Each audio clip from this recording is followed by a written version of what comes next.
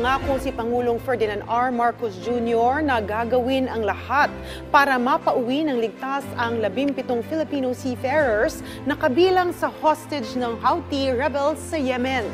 Sa kanyang video message, humingi ng paumanhin ang Pangulo sa Filipino community sa United Arab Emirates matapos niyang kansilahin ang pagpunta sa Dubai para personal na tugunan ang mahalagang development kaso ng Pinoy seafarers. Nauna nang sinabi ng punong ehekutibo na magpapadala ng high-level delegation sa Tehran, Iran para makapagbigay ng tulong sa mga seafarers. Umaasa ang Pangulo na mauunawaan ng PhilCom sa Dubai ang kanyang desisyon at tiniyak na bibisitahin sila sa susunod na pagkakataon.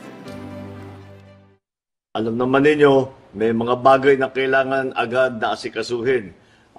Isa na doon, yung ating mga kababayan, mga kapwa-Pilipino natin na na-hostage. 17 sila na na-hostage at ginagawa natin lahat ng paraan upang sila ay maiuwi na. At kaya binubuo natin ang isang delegasyon para pumunta sa kanila at makipag-usap doon sa mga may hawak sa kanila para makauwi na sila.